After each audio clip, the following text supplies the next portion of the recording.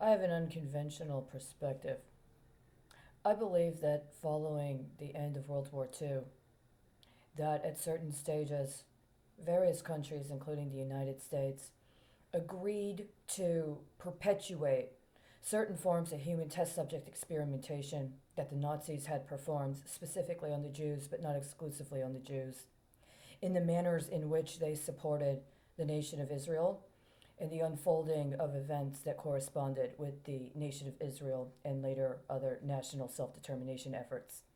To this day, I believe the United States primarily, but also other countries, use Israel and Palestine as a sort of black market and a black ops laundering depot up to and including in regards to various nuclear modalities, and that is the dirty secret that nobody wants to address. That they have engaged in acts of genetic engineering involving Jews or particular kinds of Jews or ascribements of Jews. And part of that genetic engineering also includes the bifurcation of the land and the ascribement of certain people with certain genotypes. That is actually a part of nuclear energy and nuclear weapons paradigms. And that's why periodically they rewrite the history in diabolical matters.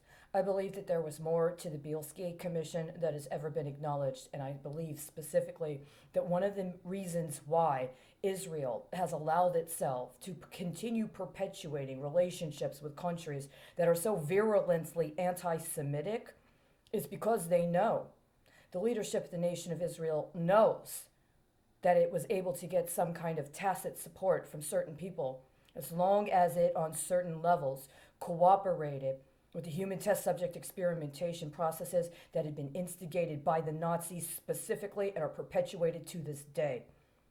I don't know why they won't speak up about it.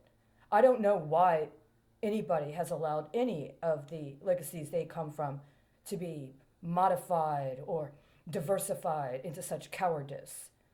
I might be alone in this, but I'll look you in the face and let you know.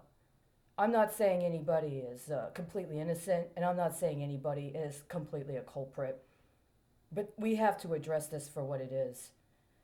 The artificial and arbitrary aligning of different sides in the particular conflict involving the Israeli and Palestinian conflict is one that has been allowed for its entirety to obscure the true dimensions. They never stop being Nazis. And if you let them, they'll try to get you to be one of them. They may torture you. They may buy you off. They may change the demographic experience. They'll appeal to your sexuality. They'll appeal to the lowest basis parts until you're nothing. Nothing. And so you're going to have to give into their recharacterization. That's their intention. The problem is they have delved far too deep into these realms of darkness. This is a cult, and they will lose.